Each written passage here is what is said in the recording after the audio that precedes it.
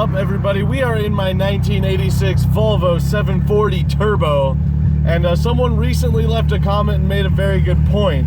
A lot of people know this car exists, but a lot of people that watch don't fully understand what's going on with it, and he said it was nice to be brought up to speed and reminded what it is. So that's what we're going to do in this video, and some of you may recognize as it was featured on the Mighty Car Mods Unicorn circuit and deemed It's the Smoke Show Volvo, we forever known as. This is a 1986 Volvo 740 Turbo, factory M46 4-speed with electronic overdrive manual transmission, and it's a little more than stock. We're at a red light, so I'm gonna sit here and talk to you guys about what's done to the car. First of all, it's stock manifold, stock intercooler, but stock bottom end, stock top end. The engine is all stock. However, the engine and transmission are as far as it goes in terms of being stock, because this has a Borg Warner GM3. I previously said it was a GM5, that's what I was told, but once I had it off the car, I took a look at it. It's a GM3, it's off 6.5 Detroit diesel V8. You can see in this picture I posted on Instagram, it's sitting next to a DSM Mitsubishi 14B Turbo, which is about the same size as a Mitsubishi 13C, which is the stock turbo that would have come on this car. You can see it's quite a bit bigger. Right now we're running wastegate pressure, which is 16 PSI, and my favorite part of this car, my favorite thing we've ever done to any car on my channel, to be honest, is this car is running Megasquirt MS2 V3.0 full standalone system. Full standalone meaning this engine is entirely operational outside of the car. It does not rely on the car at all. If I could get fuel to the engine, I could plug the ECU in it and run the engine out of the car, because it's not dependent on the factory ECU. It's not dependent on any wiring harness that came with the car. Myself and my good friend Austin built the entire engine harness for this car. I built a relay and fuse board so that it is 100% independent of anything factory on this car, meaning my tach could stop working, my dash could stop working, my lights could stop working. As long as I've still got power to the battery and can crank the engine and there's still power to the ECU, it will start, which is fantastic. Because Volvo wiring, if you're not familiar, is very, very terrible if it's from 1989 or back. All LH 2.2 cars eventually will run into a wiring issue. You can argue if you want, but that's just how it is. As for exhaust, well, we got a 3-inch open downpipe right now.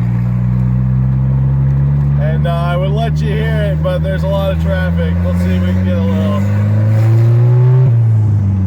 It's not very subtle.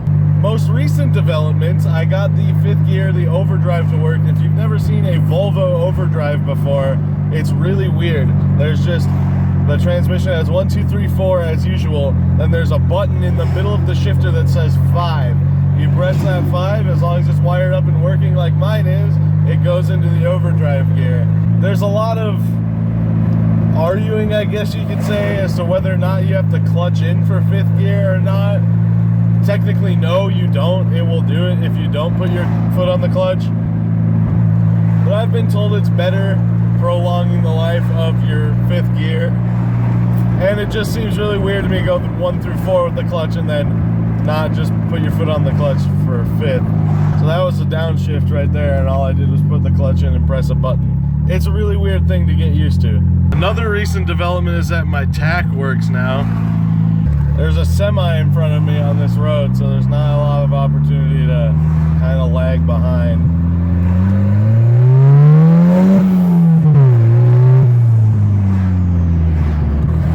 A lot of Volvo people will know that first gear is pretty much entirely useless in these cars. Like I said, we're running wastegate pressure, 16 PSI, but at first you only get to do about 10 because you run out of gear. By far the worst part of this car is definitely the body roll. I'll show you. So I'm sure some of you are watching this video going, geez, I wonder what kind of fuel economy he gets. And my last 2 tanks have been tainted because one, I guess I should say my last 3 tanks have been tainted. First one, overdrive did not work. Second one, overdrive did not work. Third one, I blew a fuel line and puked 3 or 4 gallons of gas up the street and in my garage. So this is the first time I'm actually getting to see the fuel economy with the overdrive gear. I just filled it up with 91 octane. That's the highest we got. We don't have 93 around here. And I just got an average 16.43 miles per gallon. So I know what you're thinking. If he's getting the same fuel economy as a 1991 Chevy Suburban, there must be some reason why. So the next question that comes to your mind is it fast? Well, not exactly.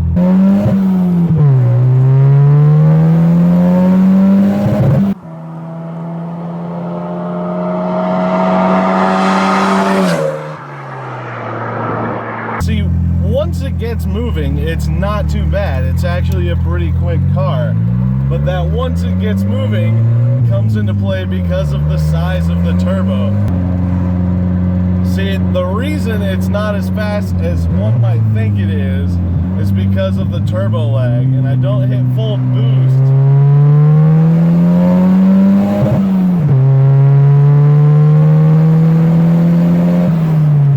till about 5,000 RPM, which isn't exactly what you call useful, because my red line's at 63.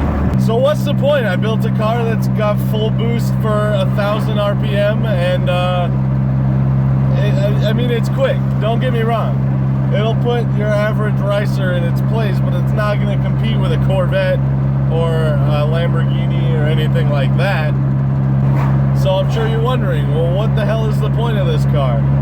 That can be answered with the following statement. This car has a welded differential. And if you don't know what that means, let me show you.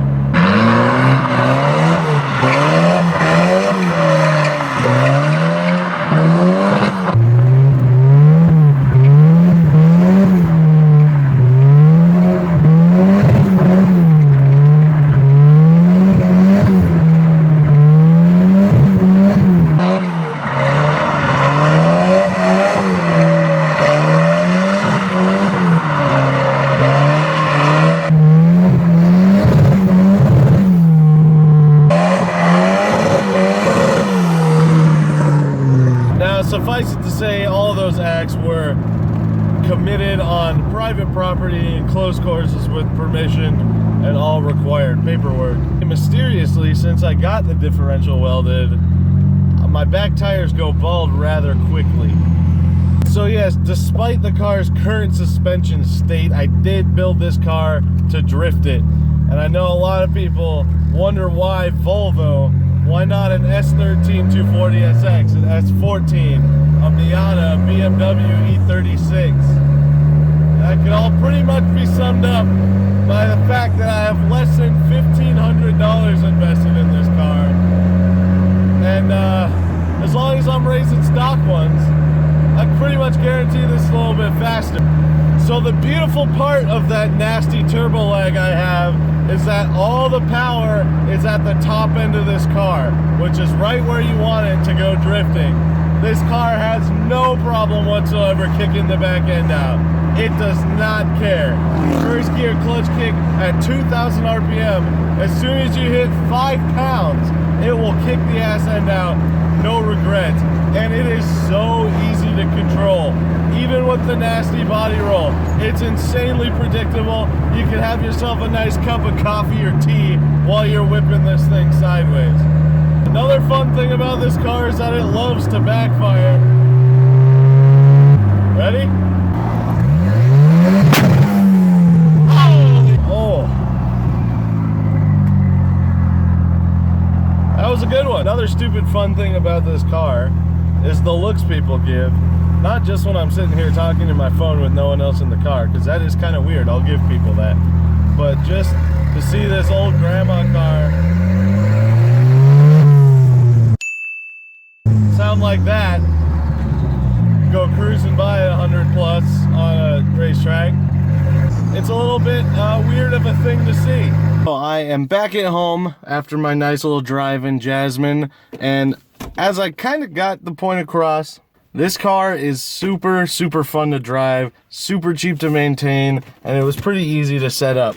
If you have any questions about the setup of the car, anything I didn't cover in the video, leave them in the comments. I will try to answer as many of them as possible. Please check out my newest t-shirt design at teespring.com/cftiedye. Here it is on the screen. Like I said, if you share the Facebook post from the last video, which I'll put in the corner right there, you have a chance to win one. If you buy one, you can win a second one if you get chosen. So far, we've sold 5. I said we needed to sell 10 to give one away. So we're halfway there. There's still about 2 weeks left to buy one. I know a lot of people want to support the channel but can't afford to buy a shirt. So please check out my Patreon at patreon.com/bcautos, and as little as $1 a month is what you can pledge. And if everyone pledged $1 a month, we could afford to have all our projects done next week and build whatever it is that you guys want to see. So thank you so very much for watching. I hope you enjoyed this video. Give us a big thumbs up. Make sure you're subscribed if you want to see some drift action in this Volvo and everything else we got going on. And don't forget to submit your entries for Car the Video to ChrisForeverHelp@gmail.com. We will see you guys in the next video. Peace out.